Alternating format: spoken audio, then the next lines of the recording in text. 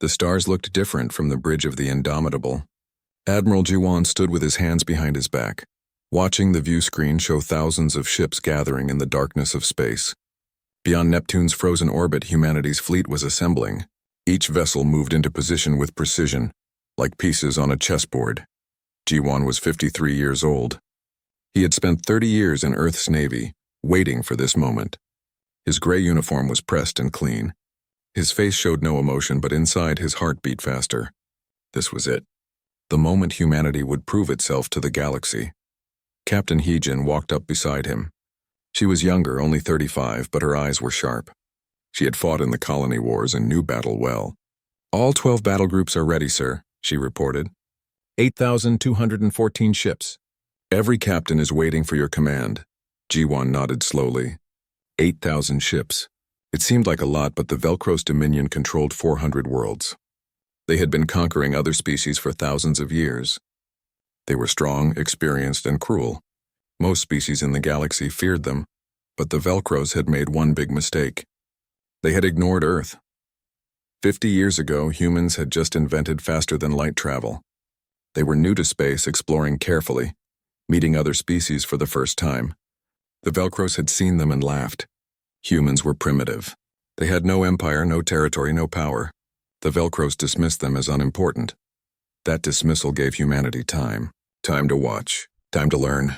Time to prepare. Daehyun entered the bridge carrying a data pad. He was the fleet's chief strategist, a thin man with tired eyes who rarely slept.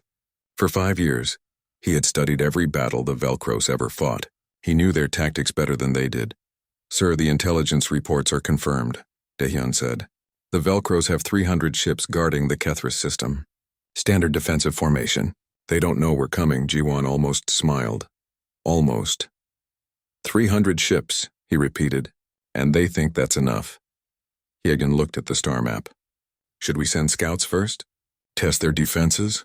"No," Jiwan said firmly. "No scouts. No warnings. We hit them with everything at once. That's the plan." The plan was simple but brutal. Humanity would not fight fairly. They would not announce their arrival, or give their enemies time to prepare. They would strike fast, strike hard, and strike everywhere at once. This was not about honor. This was about winning. Across the fleet, other commanders prepared their crews. On the destroyer Typhoon, Lieutenant Sora checked her weapon systems for the 10th time. Every missile was loaded. Every railgun was charged. Every targeting computer was running perfectly. She was nervous but ready. On the carrier Resolute, Engineer Yujin made final adjustments to the fighter bay. Young pilots climbed into their cockpits, excited and scared. Most had never seen real combat. Yujin had fought in the colony wars. She knew what was coming. Colonel Minji stood in the briefing room of the assault ship Thunder, addressing her ground troops. "Listen carefully," she told them. "This war won't be won in space alone. When we break their fleets, we'll land on their worlds. We'll take their bases. We'll show them that humanity doesn't give up." The soldiers cheered. They wore black armor and carried advanced weapons. Each one had trained for years. They were ready to fight. Back on the Indomitable, Jiwan received reports from all 12 battle groups. Every ship was in position. Every crew was ready. The entire fleet waited for one command.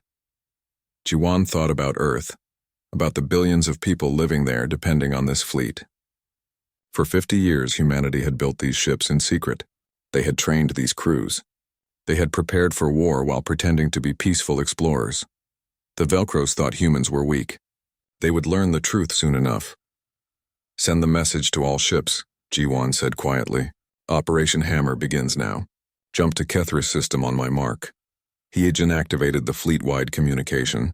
Across 8,000 ships, crew members tensed. Engines powered up. Weapons armed. Jiwan looked at the stars one last time. After today, the galaxy would be different. The Velcros would learn that humanity was not prey. They were predators. "All ships," Jiwan commanded. "Jump!" The darkness of space erupted in light as 8,000 human warships vanished, racing toward their first target.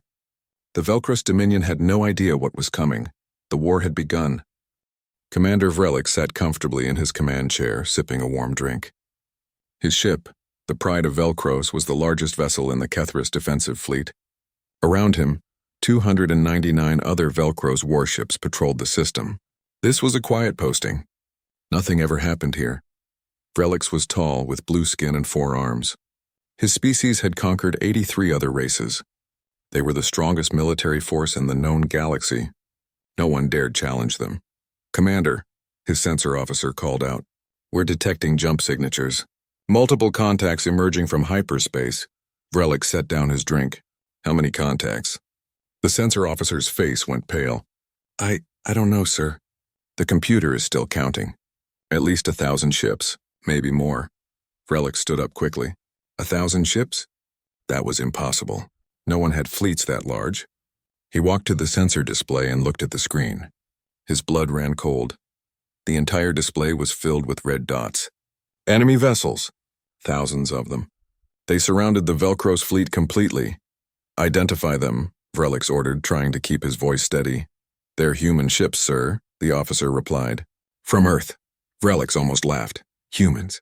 Those primitive creatures who had barely learned to travel between stars. This had to be a mistake.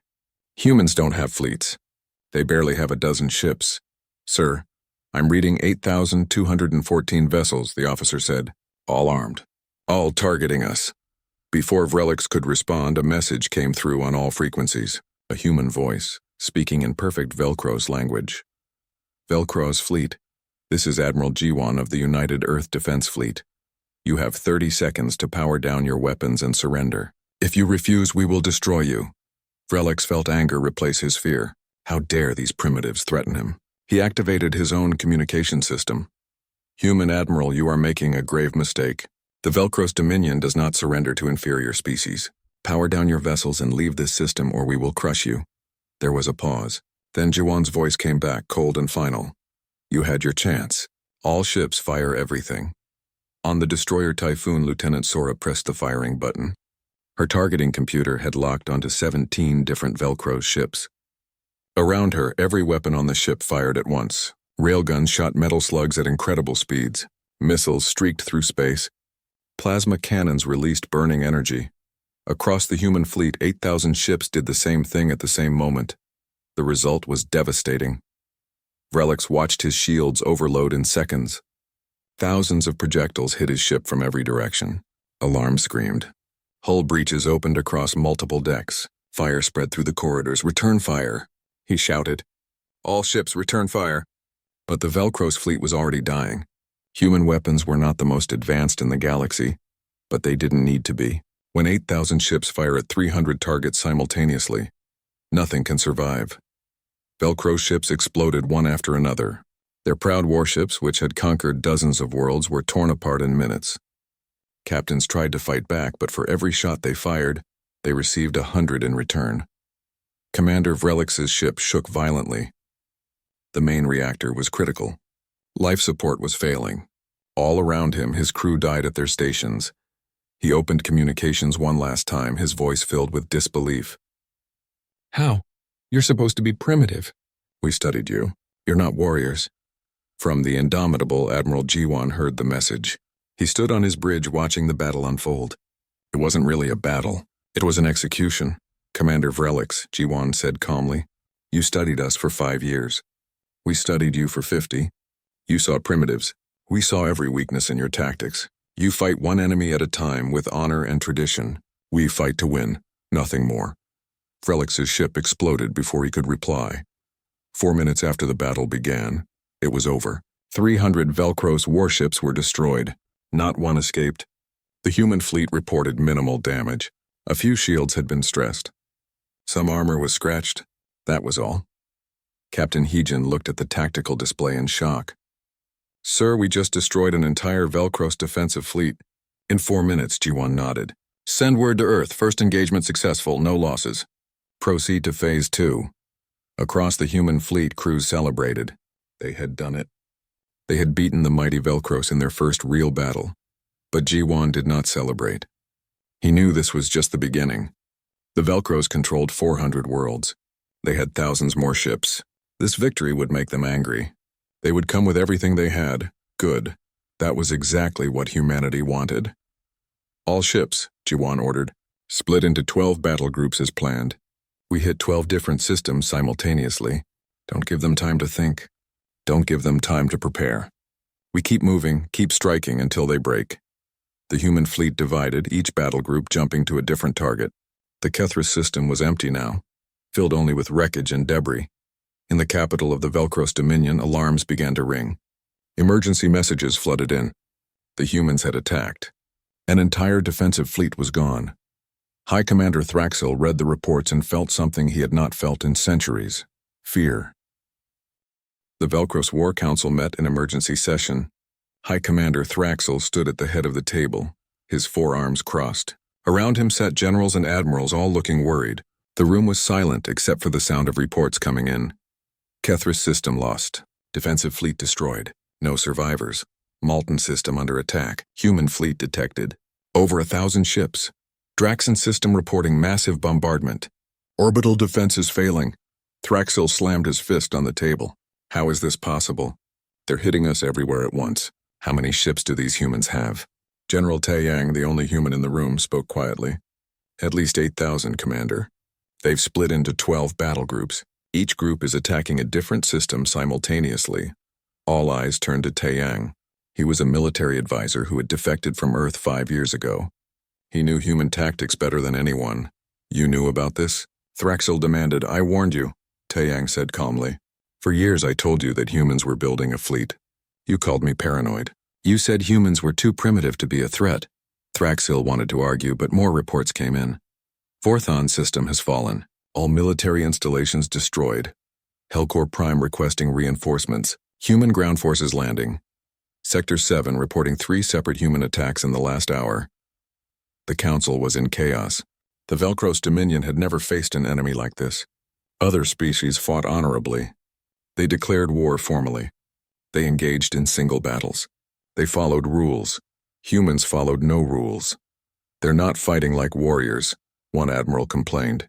They're attacking civilian infrastructure, bombing our supply depots, hitting us where we're weakest. Because that's how you win wars, Taeyang explained. Humans don't care about honor in battle. They care about victory. They studied every war you ever fought and learned all your weaknesses. Now they're exploiting them. At Draxon Prime, Colonel Minji watched from her assault ship as missiles rained down on the planet's surface. The fortress world had been considered impregnable. It had shields, defense platforms, and an entire army garrison. None of it mattered. Human ships bombarded the planet from orbit, targeting military bases with precision.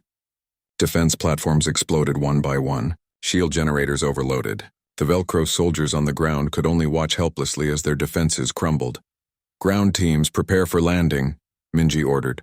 We go in as soon as the bombardment stops. Her troops were ready. They wore powered armor that made them stronger and faster. They carried weapons designed to punch through Velcro's defenses. Most importantly, they had training. Endless training in ground combat. The Velcros had conquered many species, but they had grown soft. They relied on their technology and their reputation. They had forgotten how to fight desperate battles. Humans had never stopped fighting. Even in peace, they trained for war. On the carrier Resolute, Engineer Yujin explained the human strategy to a group of war correspondents. They were recording everything, sending reports back to Earth. Look at it this way, Yujin said, pointing to a tactical display. The Velcros have better shields than us, better armor, better energy weapons. In a one-on-one fight, their ships are superior. Then how are you winning? A correspondent asked. Yujin smiled. Because we don't fight one-on-one. We fight 10-on-1, 20-on-1. We overwhelm them with numbers and coordination. It's not about having the best weapon. It's about using all your weapons at the right time in the right place. She pulled up footage from the Kethris battle. See how our ships target different systems on enemy vessels? Some hit shields. Some hit weapons. Some hit engines. We don't waste firepower. Every shot has a purpose. The Velcros fight for glory. We fight to win. The correspondents nodded, understanding now. Humanity's advantage was not technology. It was doctrine, strategy, the willingness to fight without honor or mercy. Back at the War Council, Thraxil made a decision. We must strike back. Assemble our main fleet. We'll crush these humans in one decisive battle. General Taeyang shook his head. That's exactly what they want you to do. They want you to gather your forces in one place. Then they can destroy your entire military in a single engagement. What would you have me do? Thraxel shouted. Let them conquer us system by system? I would have you negotiate, Taeyang said. Before it's too late, but pride would not let Thraxel surrender. He sent out orders to every Velcros fleet. Gather at Volthara. Bring every available ship. They would show these humans the true power of the Dominion. On the Indomitable, Admiral Jiwan received intelligence about the Velcros fleet movements. Commander Nari, his tactical officer, brought him the report. Sir, the Velcros are gathering at Volthara. 2,000 ships. It's the largest fleet they've assembled in centuries. Jiwan studied the report. Then he smiled. It was not a kind smile. Perfect, he said. They're doing exactly what we predicted. Send orders to all battle groups. We converge on Volthara in 3 days. We end this war there. Nari hesitated. Sir, 2,000 ships. Even with our numbers, it will be a hard fight. No, Jiwan corrected. It will be a hard fight for them. They're gathering all their strength in one place. That makes them predictable. Predictable enemies die easily. Across human space, the 12 battle groups received their orders. They began moving toward Volthara, ready for the decisive battle. The Velcros thought they were preparing a trap. They did not realize they were walking into one. The Volthara system blazed with the lights of 2,000 Velcros warships. They floated in perfect formation, waiting. High Commander Thraxel stood on the bridge of his flagship, the Eternal Glory. This was the pride of his empire. Every available ship had been called here. Let the humans come, Thraxel said confidently. We will destroy them all. His officers nodded in agreement. 2,000 ships. The might of the entire Velcros military. Surely no force in the galaxy could stand against them. They were wrong. The human fleet emerged from hyperspace in waves. First came the destroyers and frigates, fast ships that spread out quickly. Then came the cruisers and battleships, heavy vessels bristling with weapons. Finally came the carriers, launching swarms of fighters and bombers. Admiral Jiwan watched the Velcros fleet on his display. They're in a defensive formation, waiting for us to attack. They think this is a trap. Commander Nari checked her sensors. Sir, I count exactly 2,047 enemy vessels. That's almost their entire navy. Good, Jiwan said. When we're done here, they won't have a navy at all. All ships execute Plan Hammer and Anvil. The human fleet began to move. The Velcros expected a frontal assault. That's how most battles were fought. Two fleets meet head-on and fight until one breaks. Humans fought differently.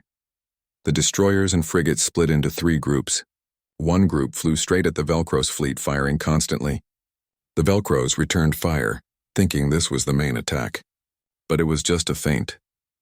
The second group of human ships circled around the Velcros formation, moving fast. The third group dropped below the enemy fleet in 3-dimensional space. The Velcros suddenly realized they were being surrounded. All ships break formation, Thraxel ordered. Don't let them flank us. But breaking formation was exactly what the humans wanted. The tight Velcros defensive formation became chaos. Ships scattered, trying to face multiple threats at once. That's when the human cruisers and battleships struck. They focused their fire on the Velcros command vessels. The large ships where admirals and commanders directed the battle. Missiles and railgun slugs tore through shields and armor. One by one, Velcros commanders died. Their ships exploded or went dark. Without leadership, the fleet began to panic. Captain Minho commanded the frigate Defiant. His ship was fast but lightly armored. He saw a massive Velcros dreadnought firing on human carriers, destroying fighters by the dozen. Helm, set course directly for that dreadnought, Minho ordered. His crew looked at him in shock. Sir, we can't damage that ship. Our weapons aren't strong enough.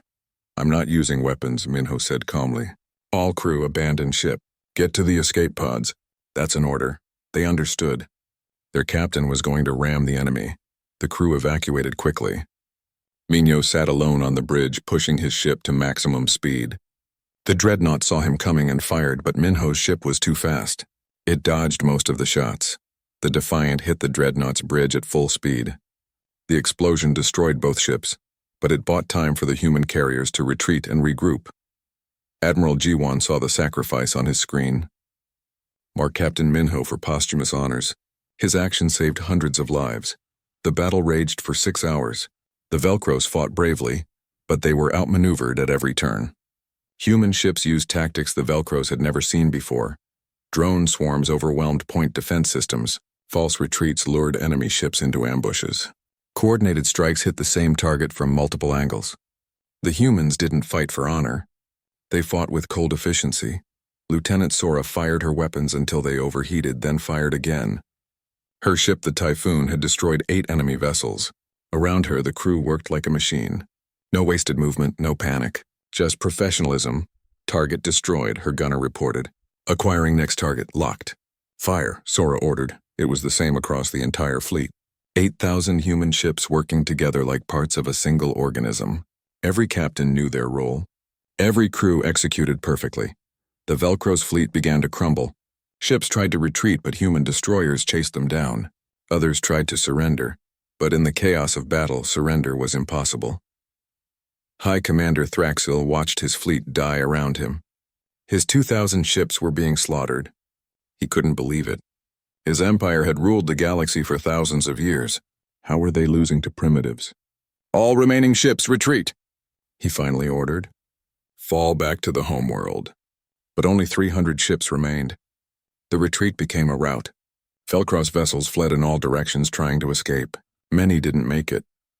When the battle ended, the Volthera system was filled with wreckage. Burning hulks of destroyed ships floated in space. Bodies and debris scattered everywhere. Admiral G1 looked at the casualty reports. The human fleet had lost 73 ships. The Velcros had lost over 1,700. Sir, enemy survivors are jumping to hyperspace, Nari reported. Should we pursue? G1 thought for a moment. Let them go. Let them tell their people what happened here. Fear is a weapon, too. He opened a fleet-wide channel. All ships, this is Admiral G1. You have fought with courage and skill. Today we broke the back of the Velcros military. The path to their homeworld is now open. We end this war at Velcros Prime. The fleet cheered. They had won the decisive battle. The enemy was broken, but some people didn't cheer. They looked at the wreckage and death around them and felt sick. This was victory, but it came at a terrible price. Engineer Eugen stood in the Resolute's hangar bay, helping to recover damaged fighters. Many pilots hadn't come back. She thought about Captain Minho and his sacrifice. War was necessary sometimes, but it was never good. The human fleet gathered its wounded and began moving toward Velcros Prime. The war was almost over. Velcros Prime was beautiful from orbit. Blue oceans, green continents, and white clouds covered the planet. It was home to 12 billion Velcro citizens, the capital of an empire that had stood for thousands of years. Now it was surrounded by 8,000 human warships. Admiral G1 stood on the bridge of the Indomitable, looking at the planet below. He felt no joy in what was about to happen. War was never something to celebrate, but it was necessary. Sir, we're receiving a transmission from the planet, Hygein reported. It's High Commander Thraxil himself. Put it through, G1 said. Thraxil's face appeared on the screen. He looked old now, tired, defeated, but he still had pride. Human Admiral, Thraxil began. My fleet is destroyed. My empire is broken. But I am still a warrior. I challenge you to single combat. Champion against champion. This is our tradition. This is the honorable way. G1 looked at the Velcros commander for a long moment. Then he spoke, his voice firm and clear. High Commander, I did not come here for honor. I did not come here to follow your traditions. I came here to win. You will surrender unconditionally, or we will destroy every military installation on your planet. You have 1 hour to decide. Thraxil's face turned red with anger. You have no honor. You are savages. Yes, G1 agreed calmly. We are savages. We are brutal and efficient and merciless in war. That's why we're winning. That's why you're losing. You wanted to fight with honor and tradition. We wanted to fight to win. Now you see the difference. He ended the transmission. 1 hour passed. Thraxil did not surrender. He called his remaining military forces to defend the planet. Orbital platforms powered up their weapons. Ground-based missile batteries prepared to fire. The Velcros would fight to the last. All ships begin orbital bombardment, G1 ordered. Military targets only. Avoid civilian areas. The human fleet opened fire. Missiles and energy beams rained down from the sky. Orbital platforms exploded one after another. Military bases were reduced to craters. Shield generators overloaded and failed. The bombardment lasted for 3 days. When it ended, Velcros Prime's military defenses were gone. The planet was defenseless. Prepare ground forces, G1 ordered. We're going down there. Major Yunji led the ground invasion. She commanded 50,000 human soldiers, all wearing advanced powered armor. They descended in dropships, landing near the capital city, the A. Velcross army met them with everything they had: tanks, infantry, artillery, hundreds of thousands of soldiers defending their homeworld. But they had never fought an enemy like humanity. The human soldiers moved in perfect coordination. Infantry, armor, artillery, and air support worked together seamlessly. This was combined arms warfare, something the Velcros had never mastered. Yunji watched from her command vehicle as her forces advanced. Artillery, target those tank formations. Air support, clear the ridge line. Infantry, move up behind the armor screen. Orders were given. Orders were followed. The human military was a machine of war, refined through thousands of years of fighting themselves. The Velcros fought bravely, but bravery wasn't enough. Their tactics were outdated. Their equipment was not designed for this kind of warfare. Within 3 days, the capital city was surrounded. Yunji sent a message to the Velcros defenders. Surrender now. We will treat prisoners with respect. Continue fighting and more of your people will die. Many Velcro soldiers laid down their weapons. Others fought on. The battle for the capital lasted another 2 days. During the occupation, Science Officer Daehyun made an important discovery. He had been searching through Velcros databases looking for information. What he found shocked him. Admiral, you need to see this, Daehyun said, showing Ji-won a data file. The Velcros have conquered 83 different species over their history. I've been reading their battle reports. Every species they defeated fought honorably. They accepted single combat challenges. They followed rules of war. They tried to minimize civilian casualties. And the Velcros used that honor against them, Ji-won said, understanding. Exactly, Daehyun confirmed. They would challenge enemy leaders to single combat, then assassinate them with snipers. They would agree to spare civilians, then attack them anyway. They used every dirty trick while their enemies tried to fight fairly. We're the first species that refused to play their game. Ji-won thought about this for a long time. Humanity had won because they fought without honor. Did that make them better than the Velcros? Or just as bad? High Commander Thraxel was captured in the palace bunker. He was brought before Admiral Ji-won in chains. The proud commander of a galactic empire was now a prisoner. You have destroyed everything I built, Thraxel said bitterly. Thousands of years of civilization, gone. You built an empire on conquest and slavery, Ji-won replied. You conquered 83 species. How many billions did you kill? How many worlds did you destroy? Thraxel had no answer. Let me tell you why you lost, Ji-won continued. You fought species who had never known real war. Species who valued honor over victory. But humans? We fought each other for thousands of years. We had wars that killed millions. We learned every dirty trick, every brutal tactic, every efficient way to win. We perfected warfare through endless practice. He leaned forward. You conquered civilized species. We are not civilized, not when it comes to war. That's why you lost. Thraxel looked at the human admiral with new understanding and fear. What will you do now? Thraxel asked quietly. Will you enslave us as we enslaved others? Ji-won shook his head. No, we didn't come here to build an empire. We came here to end yours, he turned to his officers. Begin peace negotiations. I want representatives from all 83 conquered species brought here. It's time to talk about the future. Velcro's prime was quiet now. The fighting was over. But the real work was just beginning. The conference room was filled with representatives from 84 different species. Some had skin like scales. Others had fur or feathers. Some breathed oxygen. Others needed different atmospheres. They all wore translation devices so they could understand each other. For the first time in thousands of years, the conquered peoples of the Velcros Dominion were free to speak. Admiral Ji-won sat at the head of the table. The war had lasted only 2 months, but it felt like years. He looked older now, tired from the weight of command. Beside him sat Ambassador Hee-jin, who had been promoted to handle the peace negotiations. Thank you all for coming, Hee-jin began. We have much to discuss. The Velcros Dominion is defeated. The question now is what comes next. A representative from the Crolian species stood up. Her people had been conquered 300 years ago. We want independence. Our worlds, our freedom. Is that too much to ask? No, Ji-won said simply. All conquered species will be granted immediate independence. The Velcros will return all territory they took from you. The room erupted in shocked conversations. They hadn't expected this. Most conquerors became the new masters. But humans were offering freedom? A Tellurian delegate asked the obvious question. What does Earth want in return? What tribute will you demand? None, Hyejin answered. We didn't fight this war to build an empire. We fought to end one. Then why? Another delegate asked. Why spend so much blood and treasure to free us? Ji-won stood up. Because 50 years ago, when humanity first reached the stars, we asked ourselves a question. What kind of species did we want to be? We saw the Velcros conquering and enslaving others. We saw suffering across the galaxy. We decided that if we had the power to stop it, we should. But you destroyed their fleet, a delegate pointed out. You killed millions in this war.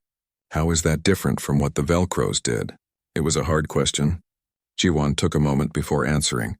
War is always terrible. People always die. But there's a difference between fighting to enslave others and fighting to free them. We didn't start this war for glory or territory. We started it to break the chains you've worn for centuries. Not everyone believed him. Some delegates thought humans were lying, that they would reveal their true intentions later. But actions spoke louder than words. Over the next weeks, the peace treaty took shape. The terms were strict but fair. The Velcros dominion would be dissolved. All conquered worlds would be freed. The Velcros military would be reduced to defense forces only. They could protect their own worlds but could never invade others again. Reparations would be paid to all victim species. The Velcros had grown rich from conquest. Now that wealth would be returned. Most importantly, the Velcros would be held accountable. A tribunal would judge war criminals. Those who had committed atrocities would face justice. Colonel Minji took charge of liberating slave worlds. She visited planet after planet, freeing populations that had lived in bondage for generations. On one world, she found children who had never known freedom. They didn't understand what it meant.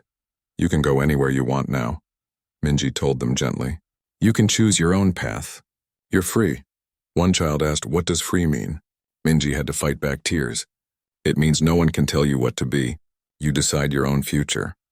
The liberation efforts took months. Some worlds celebrated immediately. Others were cautious, not believing their oppressors were truly gone. But slowly, the galaxy began to heal. General Tai Yang, who had warned the Velcros about humanity, now helped establish a new government structure. He worked with freed species to create a coalition government. This cannot be ruled by one species, Tai Yang explained at a coalition meeting. Not by Velcros. Not by humans. Not by anyone. Every species must have an equal voice. The coalition was formed with representatives from all 83 freed species. They would govern the former Velcros territory together. Decisions would be made by consensus, not by force. Earth took a supporting role rather than a leading one. Admiral Ji-won made this clear in a public address. Humanity will not rule you. We will stand with you as equals. If aggressors threaten this new coalition, we will help defend it, but we will not command it. This is your freedom, not ours to control. Some human leaders back on Earth were angry about this. They had spent enormous resources on the war. Shouldn't they claim some territory? Some tribute? But the majority of humanity supported Ji-won's decision. They had not fought to become conquerors. They had fought for a principle. Not everyone was happy with the peace terms. Some Velcro citizens felt humiliated. They had been the masters of the galaxy, and now they were diminished. A few spoke of revenge, of rebuilding their military in secret, but most Velcros people were simply tired. Tired of war. Tired of conquest. Their civilization had spent thousands of years fighting. Now they just wanted peace. Ambassador Hyejin met with young Velcro students one day. They asked her why humans had been so ruthless in battle but so merciful in peace. Because war and peace require different qualities, Hyejin explained. In war you must be strong and decisive. In peace you must be fair and wise. Knowing when to fight and when to forgive is what separates civilization from barbarism. The galaxy watched these events with amazement. Humanity, the newest spacefaring species, had defeated the greatest military power in known space. But instead of taking power for themselves, they shared it. Other aggressive empires took notice. If humanity could defeat the Velcros so easily, maybe expansion wasn't worth the risk. Several empires quietly canceled their invasion plans. The balance of power in the galaxy had shifted, not because of conquest, but because of principle. 6 months after the war began, the last Velcros military base was decommissioned. The last prisoner was released. The last reparation payment was made. The war was over. The peace had begun. Admiral G1 prepared to return to Earth, his mission complete. Earth's sky was filled with ships. Thousands of vessels returning home after the war. Cities across the planet held celebrations. People lined the streets waving flags and cheering. The fleet had done the impossible. They had defeated the Velcros Dominion in just 2 months. Admiral G1 stood on a platform in front of millions of people. The President of Earth stood beside him along with other leaders. Cameras broadcast the scene across the entire planet. "Citizens of Earth," G1 began, his voice carrying across the crowd, "we have won a great victory. Our fleet defeated an empire that ruled the galaxy for thousands of years. We freed 83 species from slavery. We did what everyone said was impossible." The crowd cheered wildly. G1 waited for them to quiet down before continuing. "But I must warn you, we must never become what we defeated. We must never use our strength to dominate others. Power without wisdom is just another form of tyranny. We fought for freedom. We must always remember that." Some in the crowd cheered. Others grew quiet, thinking about his words. G1 was given every medal and honor Earth could offer. He was promoted to Fleet Admiral, the highest rank possible. But he didn't feel like celebrating. Too many people had died. Too many ships had been destroyed. Victory had come at a price. Captain Hyejin decided not to return to military service. She had seen enough war. Instead, she accepted a position at the new Interspecies Naval Academy. Officers from dozens of species would train there, learning from each other. "We fought alone," Hyejin told her first class of students. "But now we must learn to work together. The galaxy is safer when we understand each other." Her students included humans, Velcros, Crolians, Tellurians, and many others, former enemies sitting in the same classroom, learning the same lessons. It was a small miracle. Lieutenant Sora also became a teacher. She taught weapon systems and tactics. Young officers from across the galaxy wanted to learn human combat doctrine. She taught them, but with a warning. "These tactics work because we fight without mercy," Sora explained. "But that doesn't mean they're the right way. Sometimes winning isn't as important as how you win. Remember that." Engineer Yu-Jin led a different kind of mission. She traveled to liberated worlds, helping them rebuild. Human technology was shared freely. Engines, weapons, medical equipment, all given without asking for payment. "You helped us by fighting," one alien engineer told Yu-Jin. "Now we help by building." That's how civilization advances. Together.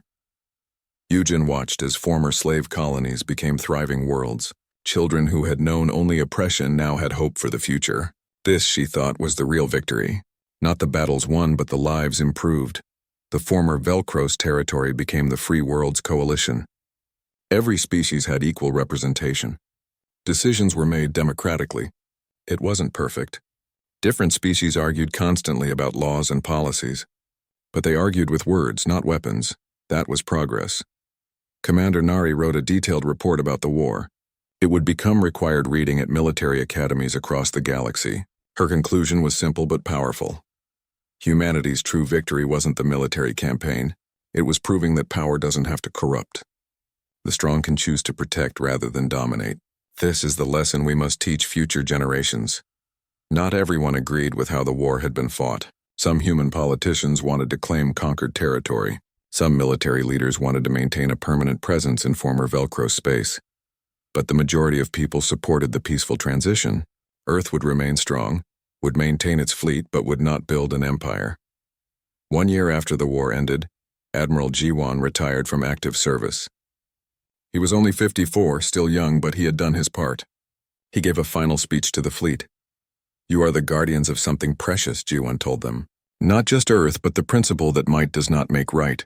Other species will test us. They will try to provoke us into conquest. Don't give in. Be strong, but be just. Be powerful, but be wise." The fleet saluted him as he left command for the last time. Years passed. The galaxy entered a new era of peace and cooperation. New technologies were developed and shared. Trade routes opened between species that had been enemies for centuries. Art and culture flowed freely across the stars. Humanity became known as the protectors of the weak. When aggressive empires threatened smaller species, human ships would arrive. Usually, their presence alone was enough to prevent war. Everyone remembered what had happened to the Velcros, but humans didn't fight every battle. They helped others defend themselves. They provided training, equipment, and support. They taught other species the same lessons they had learned. The galaxy was not perfect. There were still conflicts, still injustices, still suffering, but it was better than before. Much better. On Earth, Daehyun completed his history of the war. The final chapter reflected on humanity's unique position in the galaxy. We didn't become masters through the most advanced technology or the oldest civilization, Daehyun wrote. We won because we understood warfare better than any species alive. We had practiced it on ourselves for thousands of years. Every battle, every tactic, every strategy had been tested in our own blood, but our real achievement wasn't winning the war. It was knowing when to stop fighting. Any species can destroy. The challenge is knowing how to build something better afterward. The book became famous across the galaxy. Other species read it and learned from humanity's example. 20 years after the war, the Interspecies Council met on a neutral world. Representatives from hundreds of species attended. They gathered to discuss common problems and find solutions together. Admiral G1, now an old man of 74, attended as Earth's representative. He sat among beings from across the galaxy, all working together for peace. A young Velcros diplomat approached him during a break. Admiral G1, my people have a question. Why did you show us mercy? After everything we did, you could have destroyed us completely. G1 thought carefully before answering. Because destroying you would have made us what you were. We didn't fight to punish. We fought to change things, to make them better. The young Velcros nodded slowly. My generation is learning a different way. We're taught that strength means protecting others, not conquering them. Thank you for that lesson, G1 smiled. You're welcome. Now go teach it to others. As the conference continued, G1 looked around the room. Species from across the galaxy, once divided by fear and conquest, now working together. It wasn't perfect. It never would be. But it was so much better than before. Humanity had invaded the battlefield with overwhelming force. The enemy's defeat had been immediate. But the real battle, the battle for a better galaxy, would take generations, and that battle, G1 believed, they were winning.